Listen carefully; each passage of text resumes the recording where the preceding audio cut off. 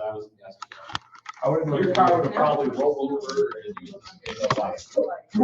Yeah, well, another one next year. That's right. I was literally out there for 4 hours. Crazy nice out. I've never felt snow, like inches by inches forward. Trying to Is it heavy? track. It's like so heavy. Yes. Yeah. This is from water now. Yeah, It's it's still not, pretty fluffy, the right? snow last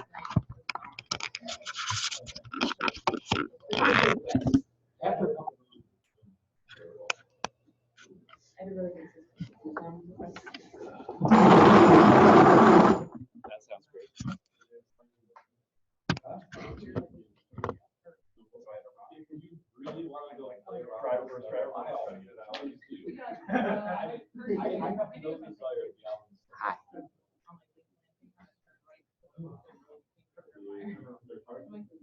I was going my drive. I got a long drive out. Oh, I know. I got right to the top of that. And then I lost track. Oh.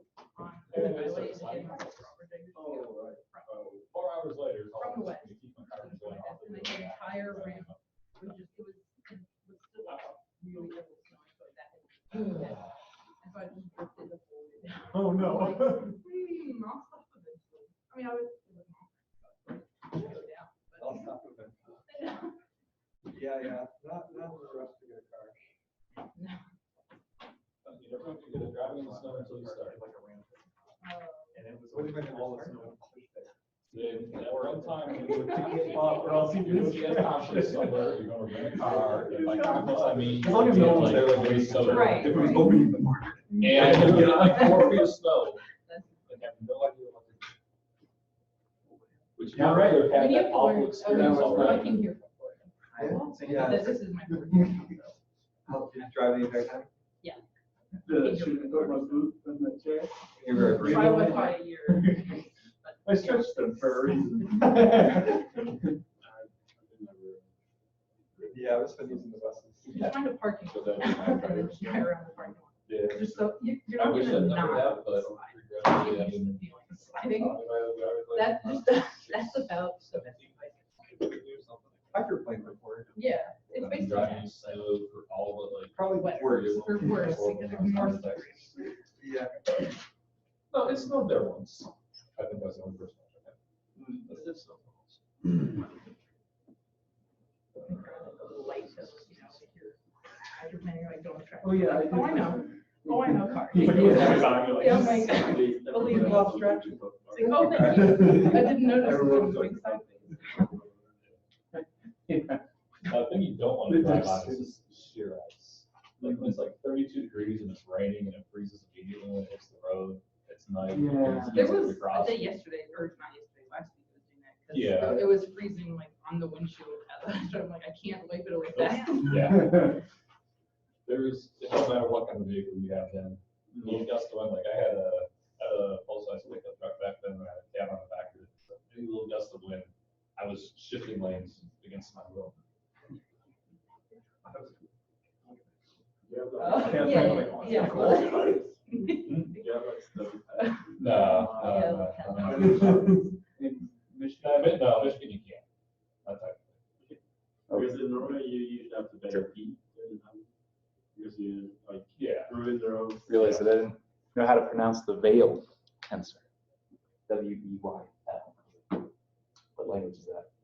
I've read it many times. But have I ever said that? No. Yeah, it's German. So I was like, it's either whale or veil.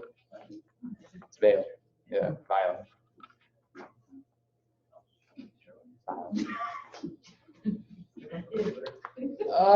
Okay.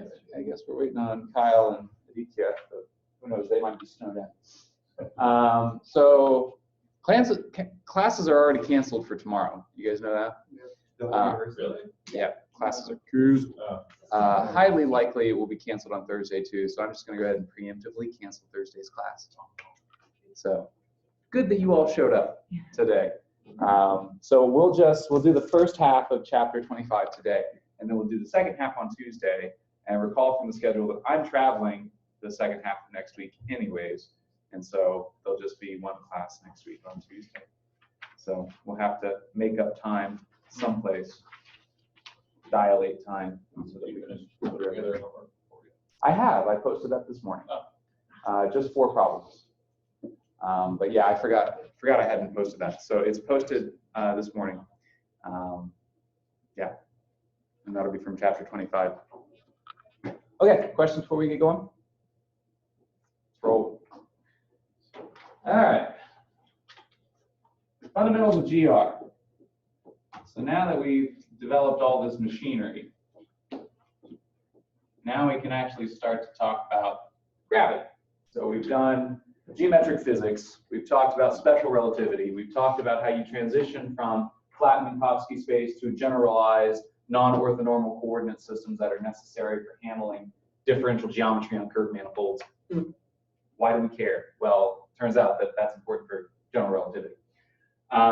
So a key tool will be our local Lorentz frame. And remember, the properties of this thing are, 1, it's our lattice work that we can use for measuring space and time, right? It's a Cartesian grid. At every little location in that Cartesian grid, there's an ideal clock. The clocks are Einstein synchronized with each other. There's no forces acting on this little lattice work. It doesn't rotate. It's just there for measuring space and time in a convenient way. The measuring rods are orthonormal. They form a little Cartesian lattice, right, in your local space. Now, in special relativity, there is a global Lorentz frame, right? You can make everything Lorentz everywhere. Turns out in GR, you cannot, right? But still locally, you can construct a local Lorentz frame. And the equivalence principle then tells you that any non-gravitational law of physics that you derive in special relativity for a Lorentz frame is also applicable to a local Lorentz frame in general relativity.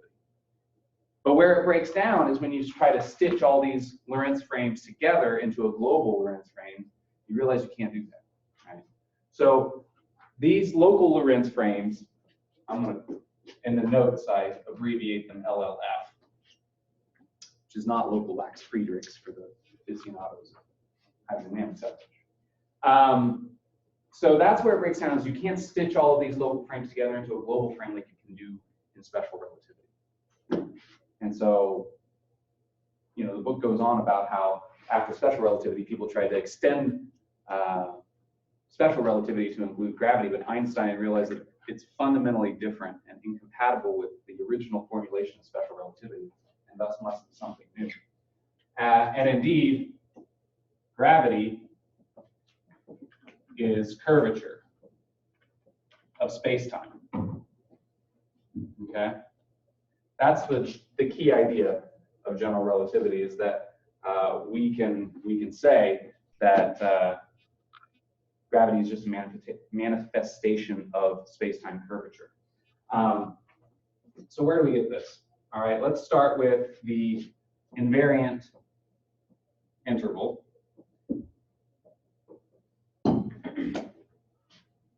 All right, between 2 neighboring events in space-time, which I'll define as xc. Here, okay, some 4-vector xc, defined as delta x alpha partial by partial x alpha, which again, this is just our unit vector, right? We redefine this as our unit vector, and then some separation vector between those 2 things along the direction of that vector. So this is our special relativistic interval, and we can define the squared magnitude of that interval, c squared, by using the metric g alpha beta, c alpha. I'm just drawing squiggly lines now. C beta. All right. And in a local Lorentz frame, or any global Lorentz frame, we use Lorentzian coordinates, which gives me delta t squared plus delta x squared plus delta y squared plus delta z squared in our frames. Okay? And also, in a local Lorentz frame, the metric components are the flat metric components. -1 for time, +1 if alpha equals beta, 0 otherwise. So in my local Lorentz frame, I can use this flat metric. Cool. Handy dandy. But now where they fall apart is trying to stitch them together. And the thought experiment, which we will use again, and which Einstein used as well, is the idea of, okay, go out to Earth orbit. You've got a couple of particles, a couple of bodies, a couple of Lorentz frames, right? That maybe at time equals 0, they form a global Lorentz frame. They're nice and orthonormal to each other, and you can stitch them together, and they're cool, right? Now let them go, right? They will fall along different paths going to the center of Earth. And so as they fall, they will no longer mesh together perfectly. And so that simple thought experiment is how Einstein knew that, well, you can't have a global Lorentz frame in general. Right? And also, that's what led him to think about curvature as being what generates gravity. And we'll go into that a little bit more detail. But that's the basic idea that leads to no global Lorentz frames, and that curvature of space-time is what generates gravity. And this is completely analogous to trying to put together a Cartesian mesh on Earth's surface, right? You can't do it. Locally, we can do it. We talked about that. But globally, it doesn't work because Earth's surface is curved. That was the other thought that Einstein had that led him to the idea that space-time curvature is what generates gravity. Or gravity is just a manifestation of that underlying curvature. All right. So for a freely falling observer,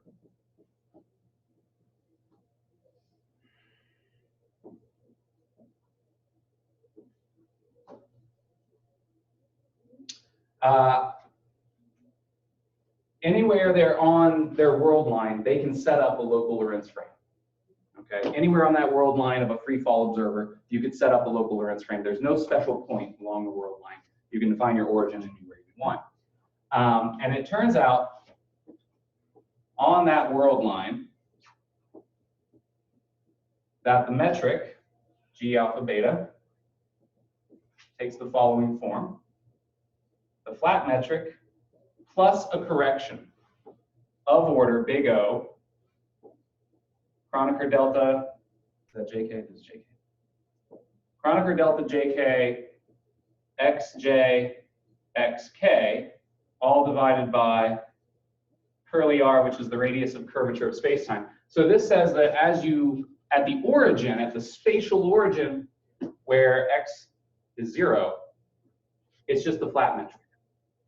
But my local Lorentz frame gets worse and worse and worse as I go away from that origin, right? The curvature becomes important, and how quickly does it become important is characterized by this cursive r, the radius of curvature of space-time, okay? And alpha beta at the spatial origin. I haven't said exactly what this term is. I've only given you the order of magnitude of it. And here, r is the radius of curvature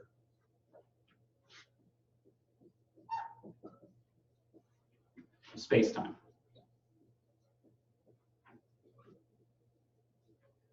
Like that.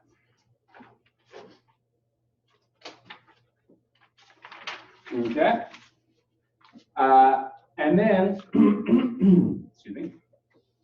So this leads me to the idea, if I take the derivative then of the metric, that reduces the order here so that this is of order xj over the radius of curvature squared. So now that's first order in the distance from the spatial origin by taking the gradient, by taking the partial derivative of the metric components. Okay, so now that's a bigger error.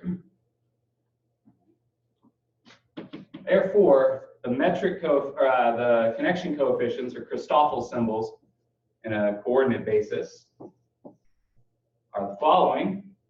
They're of order the square root of Kronecker delta jk xj xk all over radius squared, or 0 at the origin, at the spatial origin.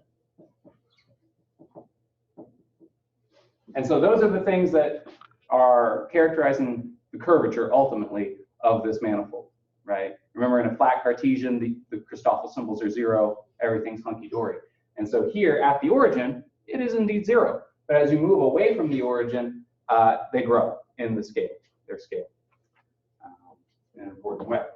And so these are the connection coefficients in our local Lorentz frame, okay? And when you set up a local Lorentz frame like this, where the metric is flat at the origin and the Christoffel symbols vanish at the origin, these are called Fermi coordinates, or Fermi normal coordinates.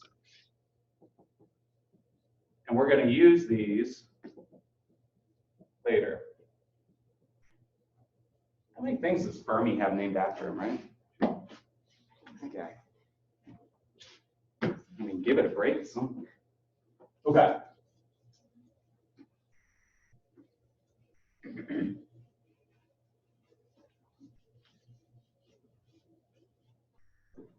So for those of you who just came in, class on Thursday is going to be canceled because I rather suspect that all classes at the university will be canceled. They're already canceled tomorrow. So we'll just call it off on Thursday. Meet again on Tuesday to cover the rest of chapter 25. So we'll do the first half today. Okay, so let's move on to free fall. Good Tom Petty song. Another Floridian, right? Gainesville.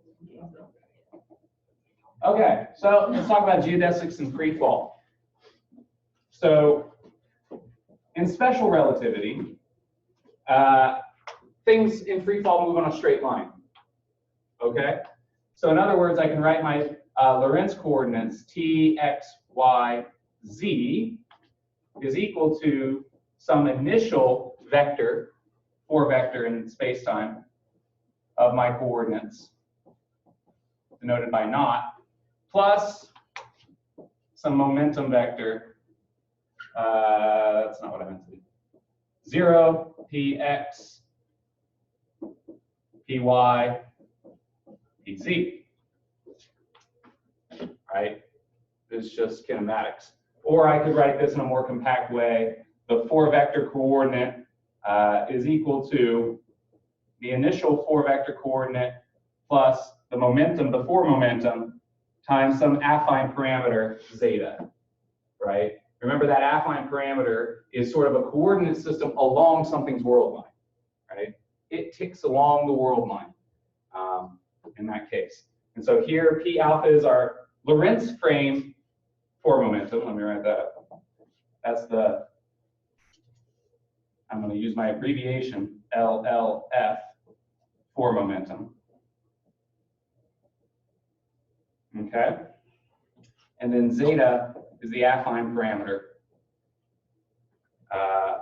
along its world line, such that the vector for momentum is equal to the derivative d by d zeta. Okay?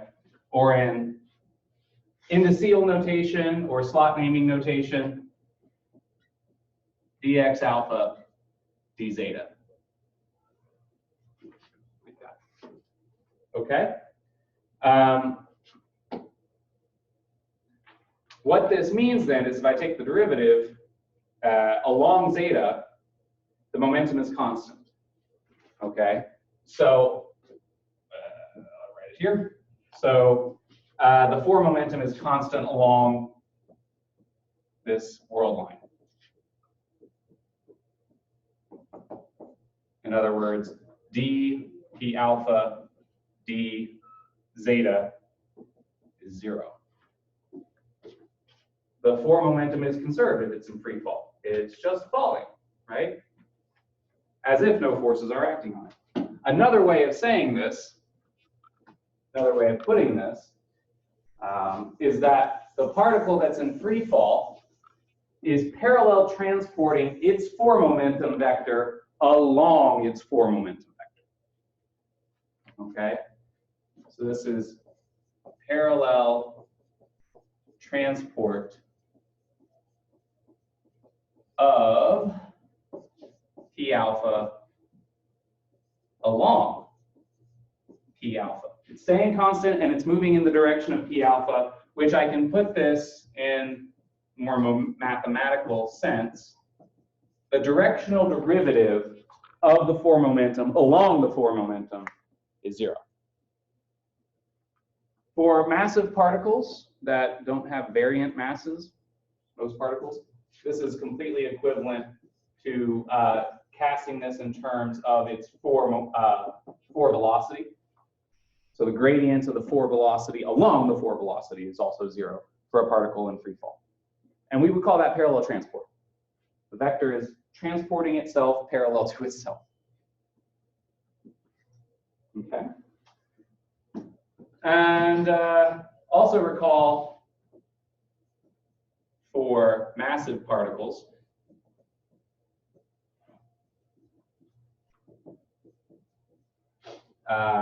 there we can re-express the 4 momentum by the 4 velocity, which is how I arrived at that expression up there. The affine parameter is just the proper time over the mass of the particle. And then the 4 momentum, or I'm sorry, the 4 velocity is just d by d tau. That's all that is. Okay.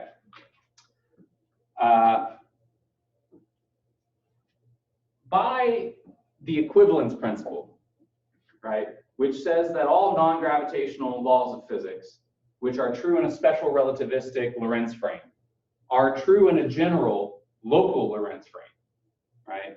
That's the equivalence principle in sort of modern parlance. By the equivalence principle, we can say that if this is true in a special relativistic global Lorentz frame, it must be true in a local Lorentz frame in general relativity. And so these equations don't change. They're also true in general relativity for a particle in free fall. Okay?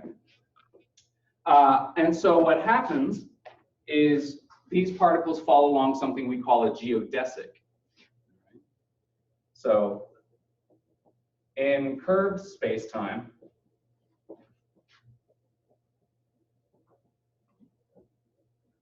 free fall happens along geodesics.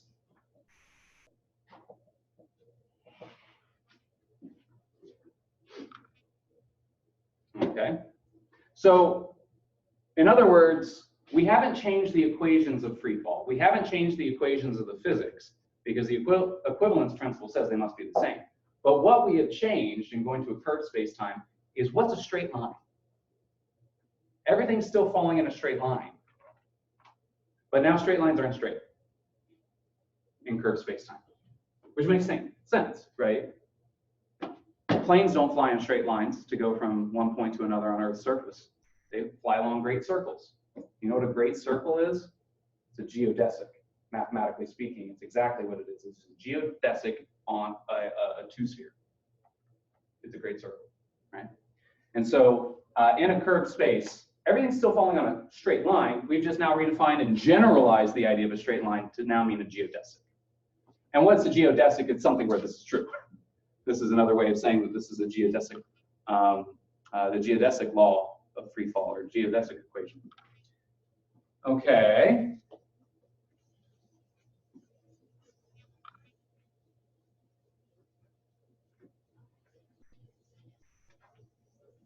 Still haven't convinced you that this causes gravity. Maybe I will eventually. So if geodesic is space-like, what does it mean to be space-like?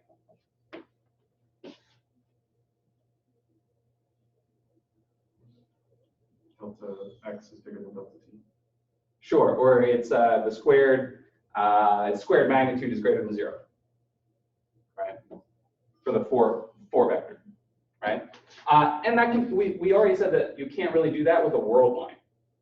Because if you did that with a world line, you'd have a tachyon, right? That would be something that moves faster than the speed of light. But this is a geodesic, right? We can have a space like geodesic. Nothing prevents us from that. That doesn't incur any sort of weird physics. If it's space-like, then the tangent vector to that geodesic can be normalized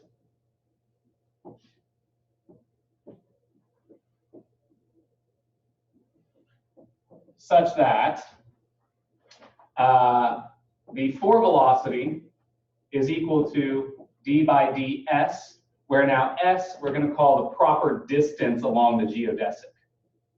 In analogy to proper time,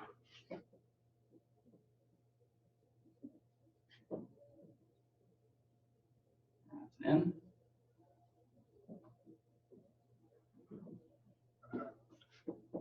If geodesic is space-like,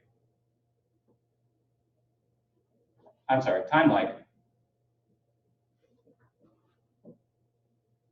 then the fore velocity can be renormalized so that it is simply d by d tau, our proper time.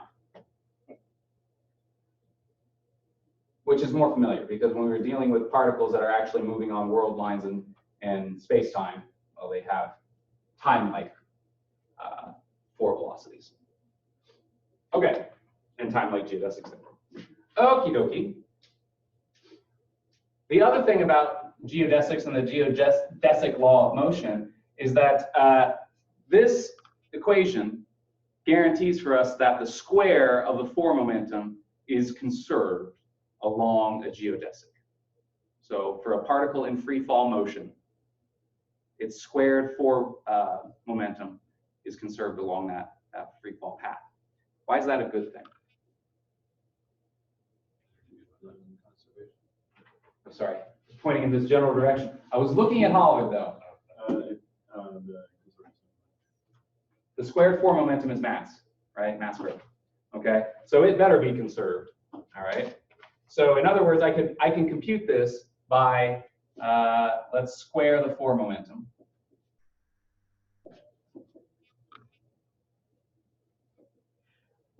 So I'm going to use, how do I square things? I use my metric. So G alpha beta, put in the fore momenta, P alpha, P beta, okay? And then in order to see if that's conserved along this world line, I'm going to take the full derivative along the momentum, right? I just wrote that out, squared, right?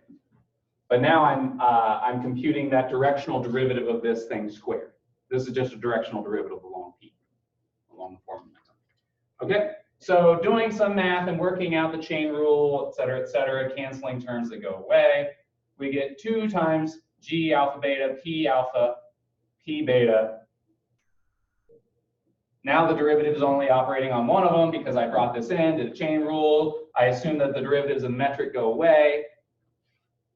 And I got to put my P gamma, right? So that's just that equation then. Okay. Which is good. All right, this is good. Because P is equal to minus m squared. So it better be conserved. That's just saying conservation of mass. Cool.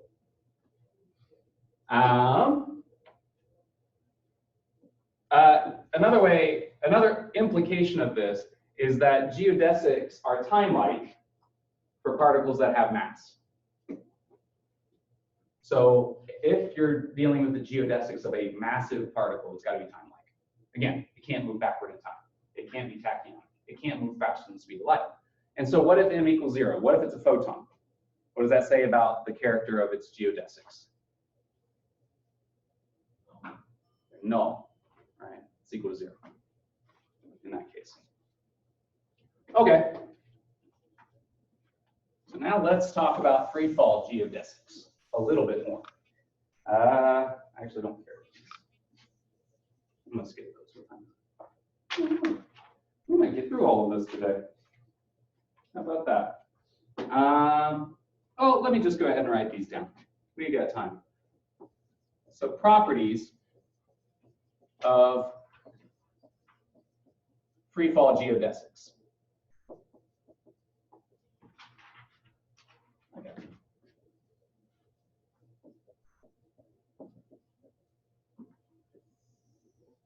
In a coordinate basis.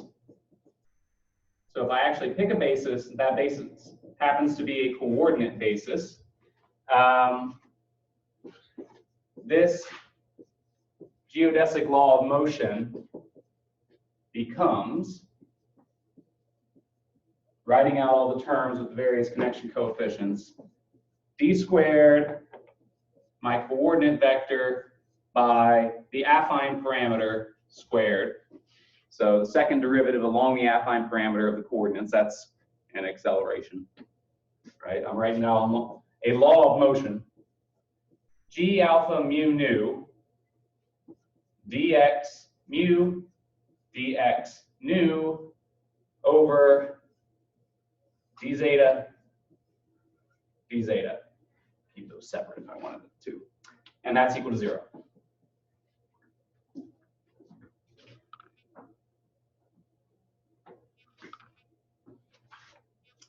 Right? And x alpha of zeta are coordinates along the world line. All right.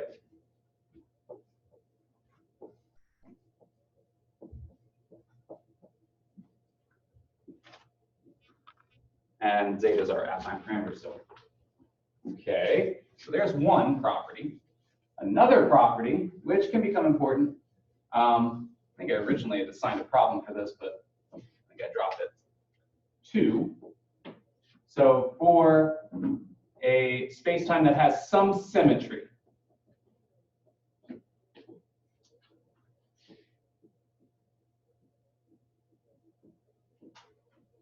and by this I mean I can eliminate one of the coordinates, right? And so that things are independent of, so specifically the metric, what I mean by this is the metric is independent of one or more of the coordinates. Okay, so the metric doesn't depend on some of the coordinates.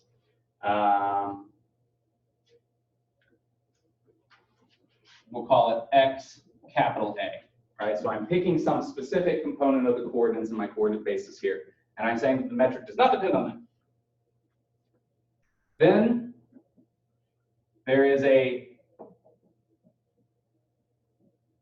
what is called a killing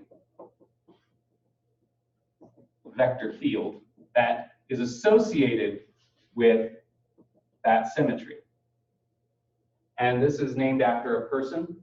Doesn't mean anything is dying, unlike some of our indices do from time to time when they're repeated. Those are strangled, though. This is after a guy being killing. And for that vector field, xc is equal to d by dxa. Okay, so that's my killing vector field. All right. And this is associated with the symmetry. All right, associated with the symmetry in this coordinate, and a conserved quantity in this space-time.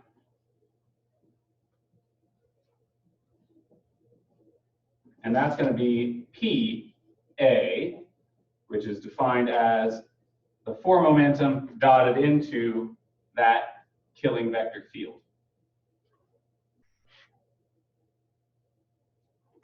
That's got to be conserved. If the metric does not depend on that coordinate x capital A, then this component, the component of the form momentum, is conserved, right? And that's just the component of the form momentum dotted into the direction of that symmetry. In other words, what we call a killing vector field. All sounds complicated, but If you've worked in cylindrical or spherical coordinates and assumed some symmetry in simple problems, you've done this. Just in more complex, this is just a little more formal notation of saying that. But you've done this anytime you assume some symmetry and then did an integral. Okay, third property. I won't say much about this. I don't think you need to use this in any of the problems, but this is another property of free fall geodesics. Some of the problems go into this, and this gets used in some of the problems in the book, but I don't think I assigned it. So for any time like geodesics P of lambda, they satisfy the following relationship.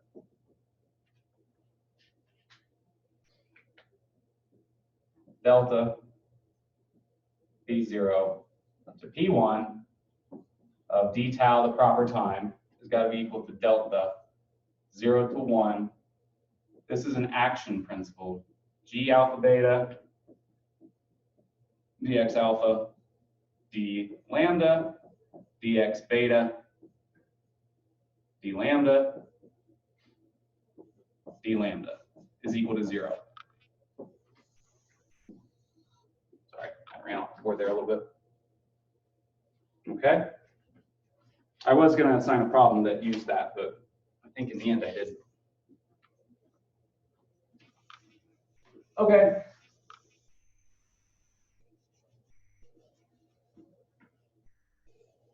But this is related to the action principle for geodesics.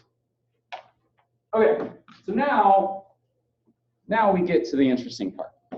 That was all set up. Now let's talk about how we can discern that gravity is just a manifestation of space-time curvature. All right, and let's start with Newtonian tidal gravity.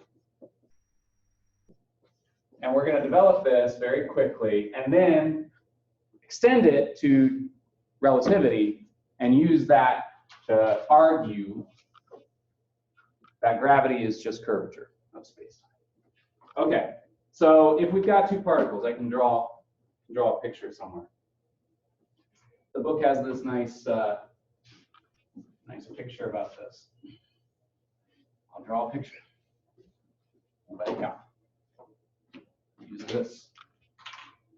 So the easy thing to think about when you're thinking about this, so let's say that this is Earth, and I put a bunch of local Lorentz frames out in orbit. Okay? I'm going to draw hashtags. The kids call them these days. Those are my local Lorentz frames. Okay? And out there, let's imagine that those are perfectly orthogonal to each other, right? That they appear to be just the extension of some global lattice of a Lorentz frame, right? Like I could just keep drawing hashtags and they'd all perfectly line up, right? Now, if they were at time equals 0, instantaneously at rest, right? Which we all know that's not how things orbit around Earth, but let's pretend, right? We can pretend that I put those things up there and like, hand of God, just stuck them right there, okay? What's gonna happen? What are they gonna do? They're gonna fall, right? You ever drop anything off a building? It's good fun. But now we're gonna do it from orbit. Well, not orbit, but way up high in space, right? Where are they gonna fall to? They're gonna fall straight down, Eric? They're gonna fall to the point. So the center, right? That's the way that we all are very familiar with Newtonian gravity working.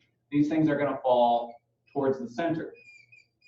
So as they start to fall towards the center of Earth, are they still a global Lorentz frame? Can they still be stitched together in a perfectly orthogonal way? No, they're not going to line up anymore, right? The distance between them is changing. And that was one of the fundamental assumptions of our Lorentz frame, right? That I've got these rods, and they're stiff rods, and they measure the same distance. They've got the same tick marks on them. But now I'm compressing. I'm trying to compress it, right? And not only that, if these Lorentz frames are big enough, the inner part of the Lorentz frame is going to start falling faster than the outer part of the Lorentz frame because it's closer, right? That's just the way the Newtonian gravity works. We can represent this with a nice picture.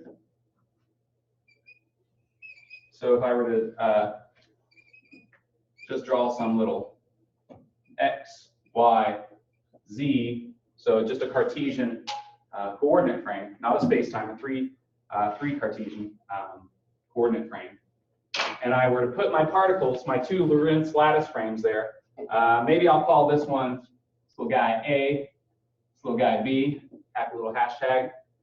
At some time 0, they're going to start out at some distance here, right? And I can construct some distance vector in between them, c, right? And I can measure that. But now as they start to fall, and z is downward now, thinking about my picture of Earth, as they start to fall, let's imagine that the point, the center of Earth, is here, sort of in between them, right? They're going to start falling towards that center of the Earth. I'm exaggerating a little bit, right? Of course. But at some time 1, now this vector between them is no longer the same. It's changed. There's some time derivative of it, some space-time derivative of it. And that's going to keep on happening as these things fall down towards the center. Time 2, time 3, and on and on and on. They're falling together. And so the basic assumption of having a global Lorentz frame, these two little particles carrying their own individual local Lorentz frames, can no longer be stitched together into a global frame because there's relative motion between them. We can't do it anymore. Okay?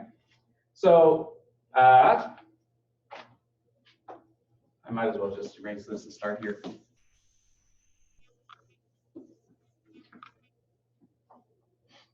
So let's say that there's a gravitational potential that determines this motion in Newtonian phi, as usual. And at universal time equals 0, because again, we're Newtonian, we're not even really dealing with special relativity, so time is universal. The particles have the same free velocity, okay? So I'm not even going to require that they start at rest. I'm only going to require that their 3 velocity is the same. It's parallel. They're heading in the same direction, right? That could be 0, but it also just means they're moving in the same direction parallel to each other, okay? VA is equal to VB, the 3 velocities, okay? But now, if I look at the gravitational potentials, differences in that potential from location A and B will give rise to changes, relatively speaking, between those 3 velocities. Okay? They will start to drift relative to each other, just like our little pictures are doing. Okay? So let's define the gravitational acceleration in the normal way, the negative of the gradient of the potential.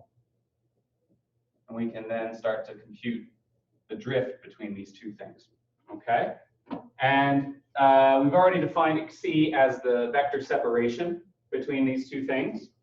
It's a 3 vector, okay? So 3 vector xc, all right? Where the components of that 3 vector xj are just the differences in the coordinates. Xj of A, or did I do B? I did B first. Xj of B minus Xj of A. Just the vector separation between the two of them. And that leads me to the time derivative of xc. Did I write this in components? Yeah, I did. dxc of j dt, again, universal time, is now just the difference in the velocities. If I just work out the algebra, calculus, okay? So initially, this is 0, right? Because initially, the two things are the same. But over time, the difference in gravitational potential will lead to a drift here, okay? So now, the relative acceleration between the two of them, we can compute in the following way. So I want to take the second time derivative of the vector separation, right, to get the relative acceleration between the two. That's all that would be, right? This is relative velocity. Take another time derivative, you get relative acceleration. dt d squared of xc j dt squared is equal to the second time derivative of the coordinates of b minus the second time derivative of the coordinates of a, like that. But now, that's just the acceleration of a and b, right? And if they're acting only under the force of gravity, I already know what the acceleration is if I define my gravitational potential. So I can write that down. Okay, so that's just minus partial phi partial xj for particle B plus partial phi partial xj for particle A. So now, if the gradients of the potential were the same at A and B, this would be fine, it'd be 0, right? And so it's differences in that gradient potential at two locations where I'm measuring it that leads to this drift, okay? So now my notes are cut off, so I will have to think. I don't want to think. I did all the thinking beforehand for this very reason. All right, yeah, so minus d phi squared by, what do I have on the bottom here? Gotta be time, right? No, right, I'm just combining this all. Partial x j partial x k, and then my xc there, k. All right. Where that's to first order in the separation. Okay, so I actually took this and did a power series, booked it, right?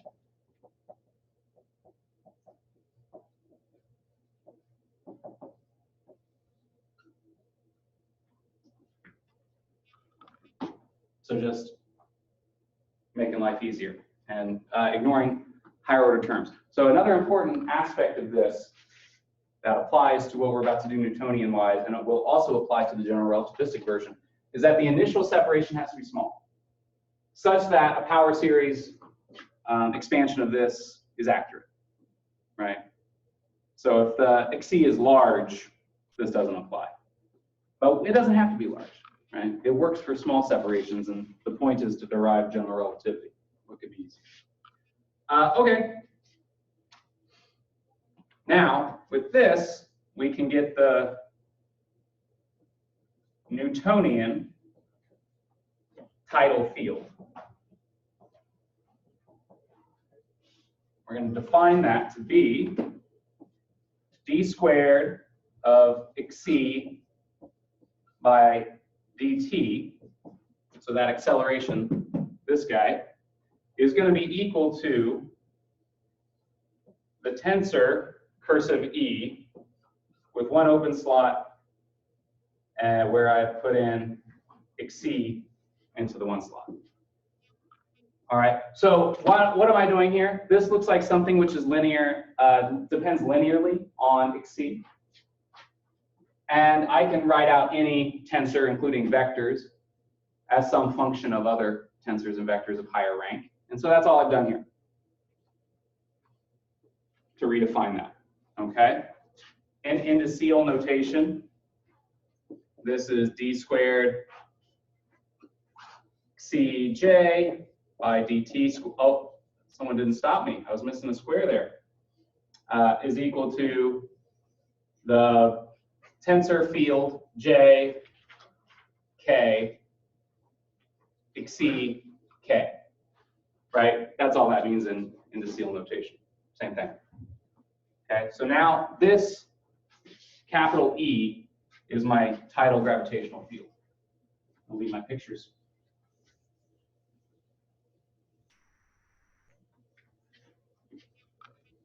Okay? And we define that capital E, which you can discern just from these equations already. That tensor tidal field is defined as the double gradient of the gravitational potential, which is also minus the gradient of the gravitational acceleration.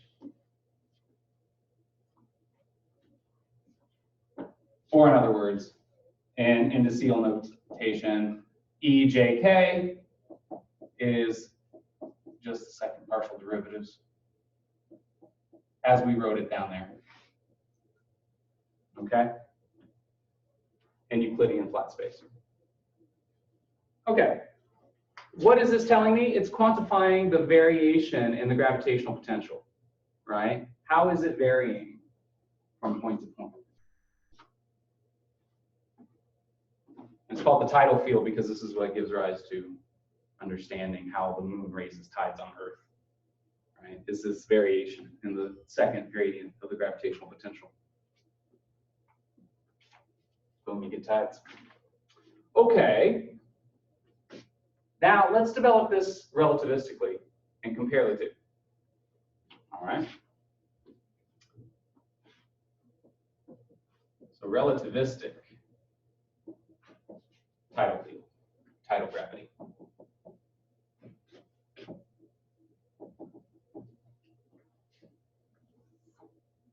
right. I need another picture. Did I leave myself enough room? I want to keep that picture though. All right, I'll draw it up here. 5 hashtags. Okay, so now I'm going to draw a space-time diagram, which more or less reflects what I did here. I need to like lasso this and move it down. So in my space-time diagram, I'm going to have something like this, and I did this. All right, and so this is going to be my z, this is going to be x, and now this is time, like that. Okay, and in this frame then, at some time 0, so now this is in the xz plane, I've got particles A and B, right? They're starting out from their initial locations at time equals 0. And they're going to move, let me see here. This is going to be the null. And they are going to move, initially, they've got 4 momenta, which are parallel. Better draw them slightly time-like, right? So initially, we're going to say that their 4 momenta are parallel. They're the same, initially, okay? And as they move then towards this, there's going to be some drift in their space-time diagrams. This creates now a 2-dimensional surface. We're going to say that they're in free fall, and that what I've just drawn there are their geodesics. And so this is at time equals 0. And then if I track time along here, t equals 1, 2, 3, they're drifting together in my space-time diagram. Okay? I can label the geodesics, and I will choose to do that. Lambda equals 0, lambda equals 1. That's my labeling for the geodesics that they're on. And now, these two geodesics, essentially they're world lines for free fall particles, they form a 2D surface in my 4D spacetime. Right? And on that 2D surface, there's essentially an infinite number of geodesics. These happen to be the 2 geodesics that free fall particles fall along.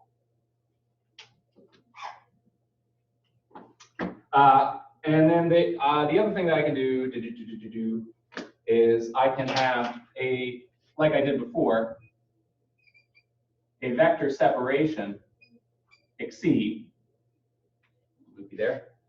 But now this is going to be a 4-vector because now I'm dealing in space-time. Okay, and this 4-vector separation is d by d. Ooh. This marker's got a lot of juice. d by d lambda at constant zeta, where that's my affine parameter, okay? And then the 4 momentum, p, we defined that earlier at the beginning of class as d by d zeta along a constant lambda, okay? So the zeta is the affine parameter, and we define the 4 momentum as d by d zeta along a geodesic. Here, I'm putting this little lambda down at the bottom to indicate constant lambda. So along a particular geodesic, that's the 4 velocity. It's similar here, but now lambda is different. The vector separation between these 2 points is d by d lambda at constant zeta. So a constant affine parameter along their respective world lengths. Okay. And the 4 separation exceed separation C of zeta, because at every zeta along every affine parameter along those geodesics, I can measure what their separation is. It's just the difference in the point, the event B for zeta minus the event A for zeta. That's all. And we can then assume initially that the gradient along the 4 momenta of zeta is 0. Which is to say that they're moving in the same direction initially. Initially, right? Now, tidal gravity, if there is a tidal gravitational field, variations in the gravitational potential will always lead to that, if there are variations, leads to the second gradient along the 4 momentum of the separation vector to be non-zero. This is exactly what we did in Newtonian, but now I'm writing everything out in space-time. This is exactly how we developed it in Newtonian. Same deal. The events PB and PA must be close enough that power series expansions in their separation are accurate, because we're going to do things to first order in that vector separation, just to make our lives easier.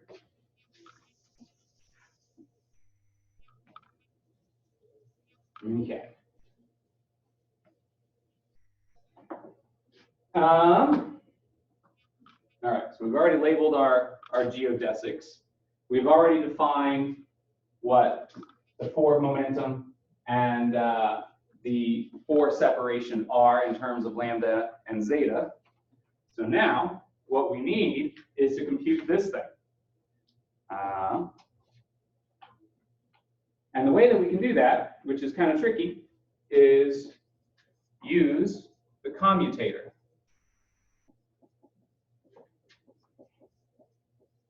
Of the 4 momentum P and the 4 separation exceed. Okay? So the commutator P exceed square bracket is equal to the gradient along P of exceed minus the gradient along exceed of P by definition, right? But now we know that the commutator is 0 initially, right? Because we have this. Okay?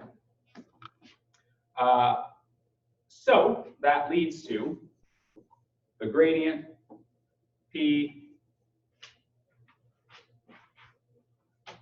of zeta is equal to the gradient along zeta of P. All right, so that thing's got to be 0, so I just turn it around to re-express those gradients. Now I can use this and take the second derivative along the 4 momentum. So gradient along the 4 momentum twice C is going to be equal to the gradient along the form momentum, the gradient along the force separation of the form momentum, which is going to be equal to, here I'm going to add something which is 0, because it makes the calculation easy later. And how you would just, how you would predict to know to need to do this, I don't know. You'd have to know what the answer was, right? And then say, how can I get the right answer? Oh, let me add 0 here. Oh, now the math works out. Cool. But that's what you do sometimes to derive these things. Someone smarter did it than me. Okay, so here's my original operator, and I'm going to add something which is 0, which is this. So this second term is 0. Why is this second term 0?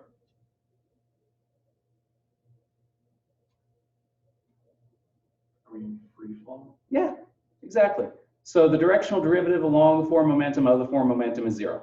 It's just the law of geodesic motion. So I added 0. That's all. Okay? Okay. So, or in slot naming index notation, this whole expression, what this says, is xc alpha semicolon beta, directional derivative along p beta, right? Now, again, the directional derivative gamma, p gamma, that's this guy, equal to, get my warrior 2 pose, get down here. P gamma, that's an ugly alpha. P alpha, semicolon gamma, xc gamma, semicolon delta, p delta, minus P alpha, semicolon gamma, P gamma, semicolon delta, xc delta.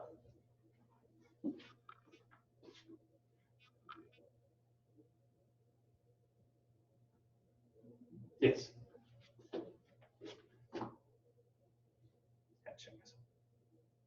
Okay, that's just in slot naming index notation. Same expression. Okay, so now here's where we're going to expand and truncate our expansion to make this calculation simpler.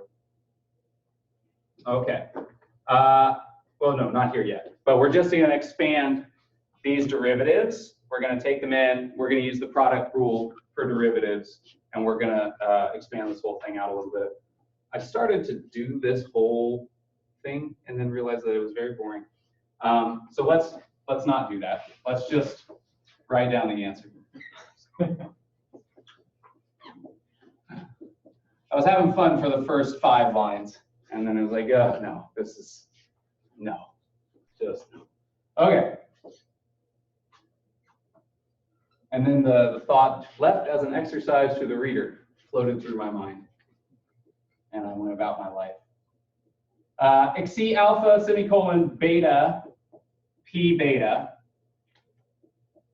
gamma p gamma, that's just our second derivative, is going to be equal to, after we collect some terms, p alpha semicolon, let me make sure I'm on the right line, gamma delta. So now that's 2 derivatives, remember, minus p alpha semicolon delta gamma, all xc gamma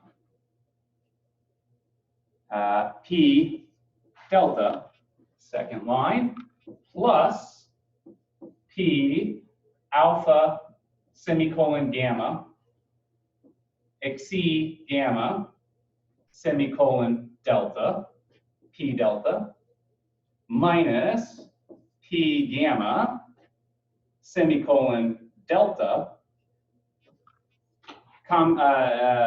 xc delta. Okay? What's this? This second term here.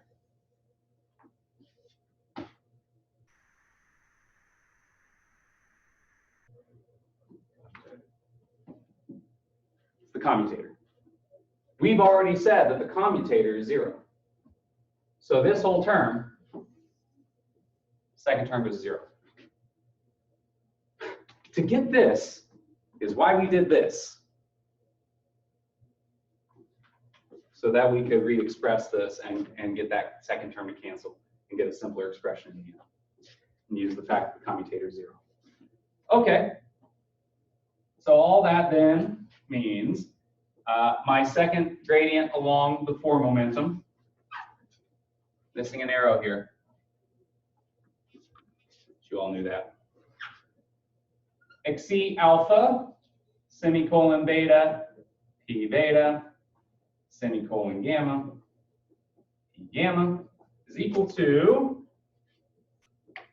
p alpha, semicolon, gamma delta minus p alpha, semicolon, delta gamma, xc gamma, p delta.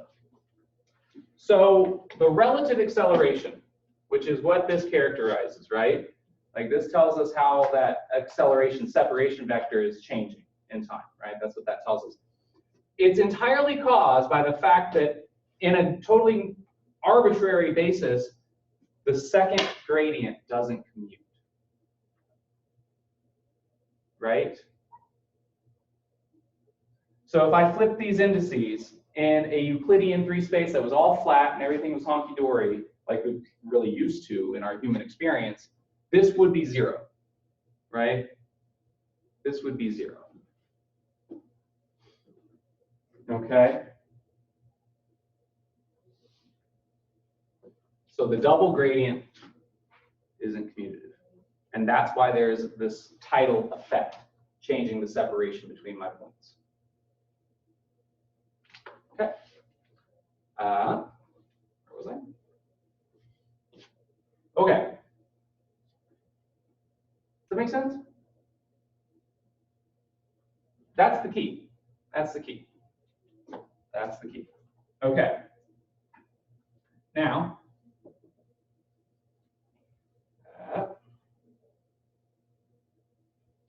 both of these things, p alpha semicolon delta gamma and p alpha semicolon gamma delta, those are both linear in p alpha, right? Both of those things depend linearly on p alpha. So where am I going? I can re-express this thing as some higher order tensor, right? Which tensor is just a linear function of vectors, right? This is a vector. Let me define a new tensor that takes this thing as an input and spits out that thing, right? For the sake of convenience. All right, and specifically, it's got to be a rank 4 tensor, right? There is a rank 4 tensor that can re-express this thing, okay?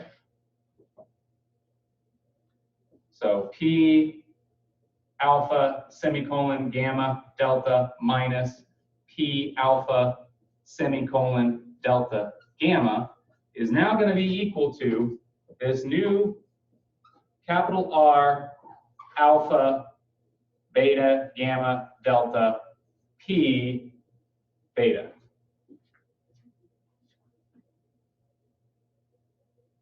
Right? So remember, differentiation increases the rank. So this thing over here is the difference between 2 rank 3 tensors. And so then over here, and they depend linearly on p, on the 4 momentum. And so now over here, I've got a 4th rank tensor, r, into which I've stuffed into one of its slots, p beta, to take that 4th rank tensor down to a 3rd rank tensor. I said nothing about physics. That is just definition of how tensors work. But this thing, now, lecture 7, we are getting to the heart of it all. That is the Riemann curvature tensor.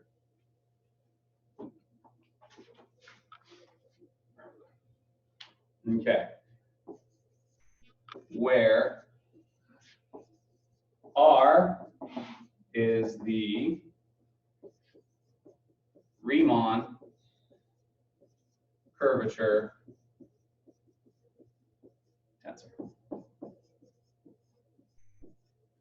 It's the thing.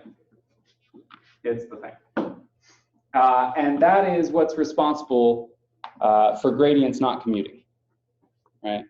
The fact that the double gradient didn't commute, that this is not zero, means that there's non-zero Riemann curvature tensor. If the double gradient commuted, Riemann curvature tensor would be zero. No curvature, in other words. Yeah? So how does the interpretation of the Riemann tensor differ from the Christoffel symbol? I feel like they both characterize curves. They do. This is a more general object which is built up by computing the connection coefficients of the Christoffel symbols. This is what really characterizes, at the end of the day, the curvature. And it depends on the Christoffel symbols. The Christoffel symbols are, the definition of them is a little more restricted to the non-orthonormality of your coordinate basis.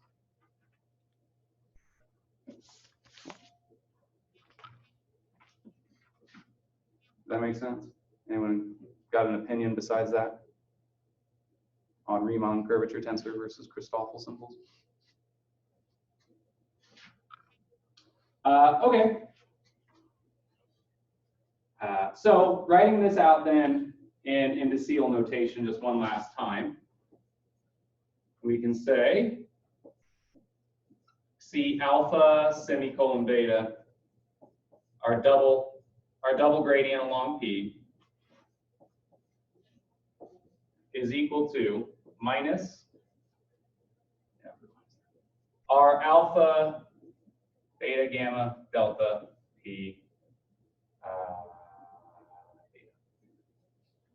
It's that second index that I'm strangling in the Riemann tensor. Okay. Okay.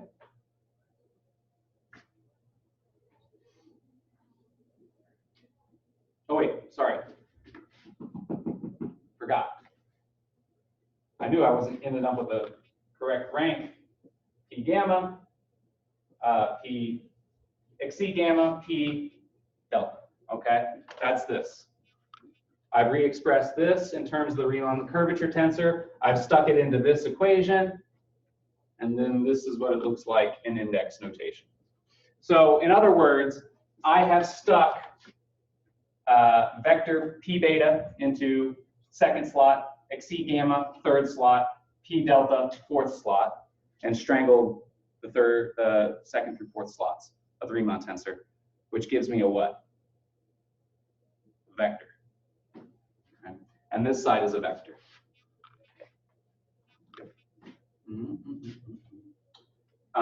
We could call this then the full equation of geodesic motion.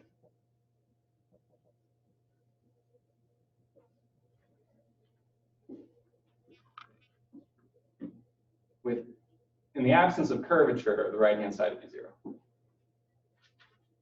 In the absence of curvature entirely, Riemann tensor of zero. Okay? And it is this expression then, since the Riemann tensor is purely a manifestation of an underlying curved manifold, of space-time being curved, that implies that gravity is simply a reflection of that curvature.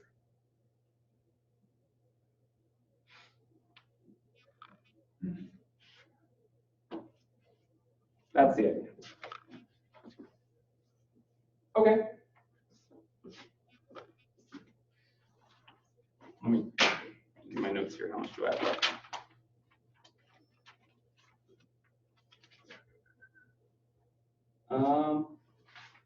I think I can get through this.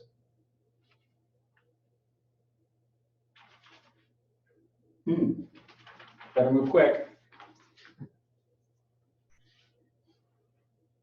I could leave out that part. I think I will leave out the example.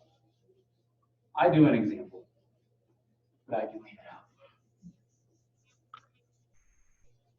Okay. So let's talk about some properties of the Riemann curvature tensor, meaning that it is so important. Okay, so let's evaluate the curvature tensor at the spatial origin of a local Lorentz frame. I'm going to get quick with my notes, but if anything gets confusing, you don't catch anything, remember, these are already posted online, so you can go and grab them. Okay, so there, the metric components are the flat metric at the origin. We had that before. And the connection coefficients, alpha, beta, gamma, are 0 at the origin, okay? But remember, the gradient of the connection coefficients is not 0 as we get away from the origin. Okay, so for then any vector, doesn't have to be the 4 momentum, but any vector P, we can say the following. P double gradient gamma delta is minus P alpha double gradient in the other direction is equal to the difference here in the connection coefficients, the derivatives of the connection coefficients, gamma, alpha, beta, gamma, comma, delta. So that's partial derivative with respect to delta, minus alpha, beta, delta, comma, gamma, P beta. That's just definition of the double gradient in this case, okay? That's just the definition of the double gradient. This kind of gets almost more at what your question is, because you start to see the symmetry between these equations here. And, well, we're about to define how you calculate the Riemann tensor. Okay.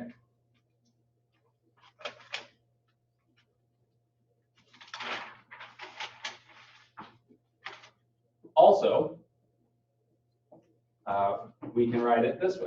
P alpha, in terms of my Riemann tensor up there. I'm actually not going to rewrite that because it's still on the board. So I've got this other expression where I define the Riemann curvature tensor in terms of exactly this difference here, right? I did that, okay? So from these two relationships, we can deduce the components of R.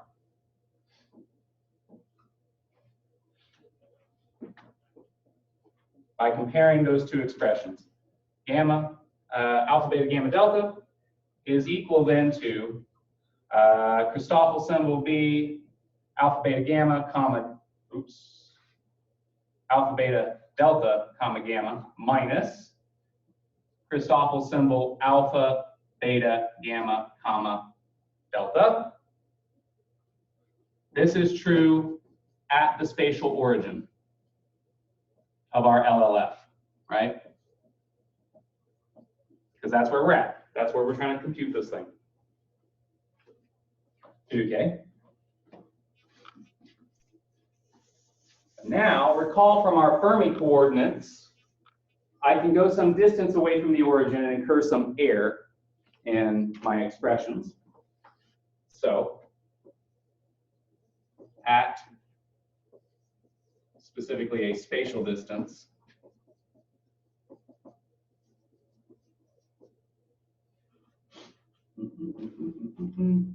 square root of Kronecker delta ij xi xj. That's just some distance away from the origin.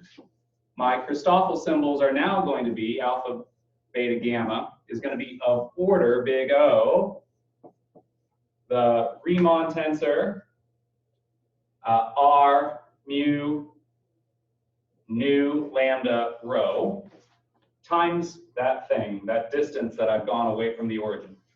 Kronecker delta ij xi xj. In this case. And the difference between the general metric and the flat metric, eta alpha beta, is going to be of order R, the Riemann tensor, mu nu lambda rho times ij xi xj. We had that from before when we talked about Fermi coordinates. Question? Yeah, the indices, just what happens? To these indices? In this case, I wrote that out this way just to reflect that it's not necessarily the same indices as here on either side of this equation. And and in that sense, it's just a bit of a cartoon anyways, because I'm just saying that it's of order, this magnitude. And it's not really an equation in that case. So there's no correspondence to these indices and these indices, which is why the book writes it that way. That's why. Okay. So from this then, we can define the radius of curvature of space-time.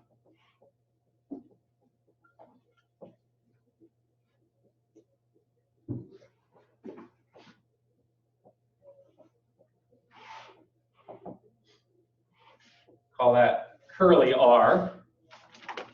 Gonna need new markers. That's gonna be of order then the absolute value of the Riemann curvature tensor components, beta, gamma, delta, absolute value, all to the -1/2.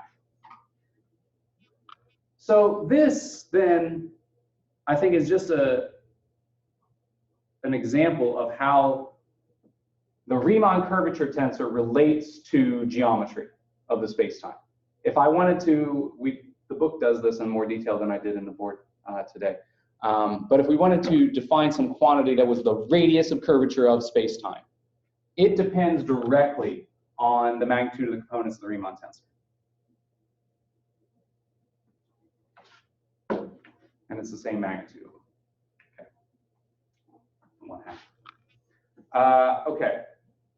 I'm going to skip that part. So you can compute the radius of curvature for various things. I actually might add that to the homework because I was going to do it in class. It's just plug and chug, but it's kind of instructive to give you a feel for strong and weak gravity. You know, compute the radius of curvature on Earth's surface, the sun, white dwarf, neutron star, black hole, the universe. I'll let you do that as homework. I'll add that. Okay. So now, recall that our connection coefficients, or our Christoffel symbols in a coordinate basis, we defined as the following: gamma, mu, beta, gamma are equal to G mu alpha times these guys, alpha, beta, gamma, right? When we came up with the recipe for calculating the Christoffel symbols, this was one of the steps just to raise that first index. And we defined the alpha, beta, gamma coefficients to be 1/2 of this whole thing, G alpha, beta, comma, gamma, plus G alpha, gamma, comma, beta, minus G alpha, gamma, comma, oops, that's the same one, beta, gamma, comma, alpha. There's also the commutation coefficients, but I'm assuming that we're working on a coordinate basis, and so those are 0 in a coordinate basis, and so I've left them all. Okay? So then, putting all this together, taking this expression, using this to raise the index, and then writing out my curvature tensor, R alpha, beta, gamma, delta is equal to 1/2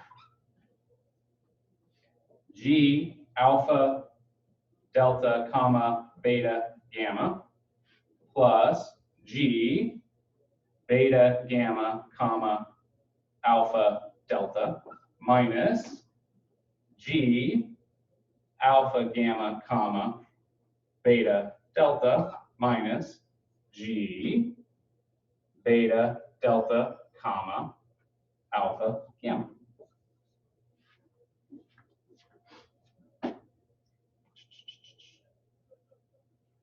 Yeah. Okay. And then there are various symmetries of this tensor. which are important, which are in the book. And the other important definition of this, if you look at this expression and you count the number of indices, there's like, well, just from looking at this, right? There's space-time is 4-dimensional. This is a rank 4 tensor. So in principle, it has 256 components, right? But life gets simpler because of the symmetries in space-time and symmetries of the metric and the properties of the metric. And that actually reduces to only 20 independent components. Only, okay? But we can deduce these from a few things. One, the Ricci tensor, which I think we've encountered this already, haven't we? This is the contraction on the first and third indices of the Riemann tensor. So R, it's also just R, but now it's a second rank tensor, and so everybody knows it's not a Riemann tensor. Is defined as the Riemann tensor contracted on its first and third indices. Strangle them, okay? So this thing then accounts for 10 of the independent components of the Riemann curvature tensor. And then the other thing is the Weil tensor. That one's a bit more complicated. The Weil curvature tensor. And my pronunciation of that is horrible. We call that C upstairs mu nu downstairs rho sigma is equal to Riemann curvature tensor upstairs mu nu downstairs rho sigma minus 2. Oh, I'm gonna have to write this out next time because these anti-symmetries are confusing and I'm gonna go too fast by them. So I've got this much. We'll just cover that next week. So I'll stop there for today rather than go so fast that I confuse you and myself. And then I just follow around. Okay, questions? Okay, so today we got to the idea that gravity is curvature. There, general relativity. Next time we'll finish the rest of the fundamental properties of GR, and that'll be Tuesday, a week from today, and we'll get to the Einstein field equations, and we'll start to do some stuff that looks more like physics again. Questions? Cool. All right. Stay warm. Take precautions. If you own a home, drip your pipes or something like that. I don't know. All right. See you next week.